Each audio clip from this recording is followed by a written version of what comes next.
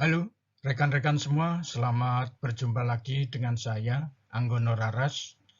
Video ini temanya adalah fenomena Anies dan Ida Dayak. Indonesia mengalami dua fenomena yang menggemparkan dalam dua dekade pemerintahan saat ini, yaitu Anies Baswedan yang terus dibully dan dicaci, dan satu lagi munculnya sosok wanita Dayak dengan sebutan terkenal Ida Dayak. Dia melakukan pengobatan tradisional tanpa memungut biaya alias gratis. Dua fenomena sekarang sedang menghiasi panggung kehidupan di Indonesia. Hal ini menjadi sangat menarik untuk dilakukan analisis. Berikut ini pendapat saya. Selamat menyaksikan.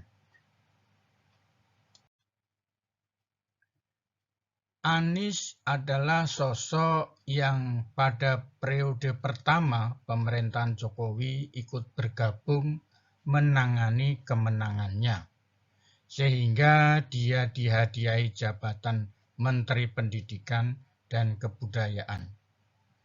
Entah ada sebab apa Anies diberhentikan jadi menteri. Anies diam dan tidak bertanya apa sebabnya, karena dia tahu naik turunnya seorang menteri tergantung presiden. Sebagai seorang yang berpendidikan tinggi, tentunya mempunyai pemandangan yang luas. Jabatan bukanlah tujuan hidupnya. Pada akhirnya merebak isu baru yang bergulir dari Bambang Tri dan Gus Nur tentang mubahalah ijazah palsu. Di tengah hiruk pikuknya heboh transaksi 349 triliun di Kementerian Keuangan yang disampaikan atau diutarakan oleh Mahfud MD, membuat Komisi 3 DPR geram. Dan Mahfud MD dimarahi oleh anggota Komisi 3. Mereka mengancam dengan adanya tuntutan hukuman 4 tahun penjara. Hal ini dinyatakan oleh Arteria Dahlan. Anggota lain yang marah-marah ke Mahfud yaitu Beni dan Asrul Sani. Mahfud akhirnya berbalik lebih garang melawan 3 orang anggota Komisi 3 DPR. Mahfud MD menyatakan kepada Arteria Dahlan dengan ancaman menghalang-halangi penyelidikan. Mahfud MD membalikkan ke Arteria, apakah Anda berani mengancam Ketua BIN karena Ketua BIN juga lapor ke saya. Beni dan Asrul pun juga digoreng oleh Mahfud dan mereka bertiga ceplakep tidak berbunyi.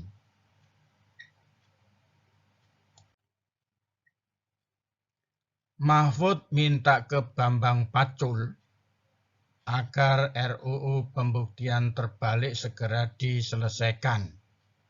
Tapi ternyata Bambang Pacul bukan wakil rakyat, melainkan wakil partai.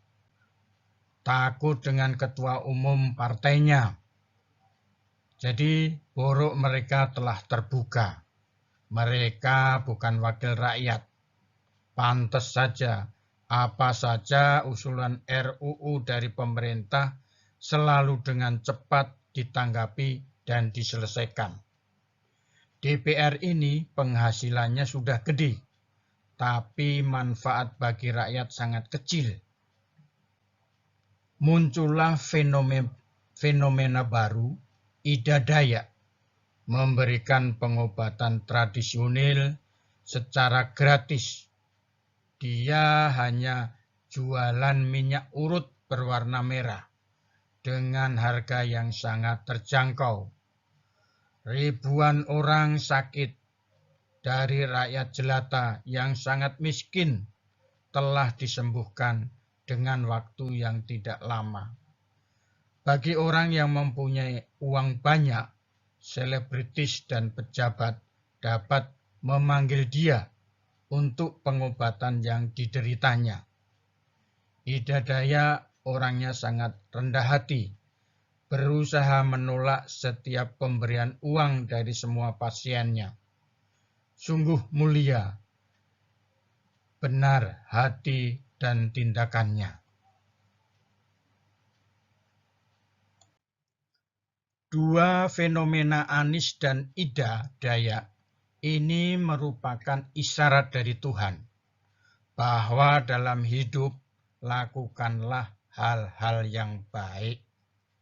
Untuk mencari jabatan dan kekuasaan, lakukanlah dengan jalan halal, berkualitas, akhlak yang baik, dilakukan akad murabahah.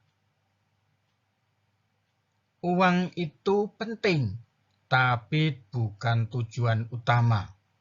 Semua orang dibukakan matanya oleh Ida Daya bahwa ketulusan dan kebaikan akan mendukung manusia menjadi sangat tinggi dan mulia. Tidak mengejar jabatan dan uang, melalui bantuan yang tulus tanpa mengharapkan balasan uang, membuat orang ingin berusaha mendukung dan kagum. Kebaikan dan kesederhanaan telah membuat sesuatu yang menurut pendapat orang tidak mungkin disembuhkan menjadi benar-benar sembuh.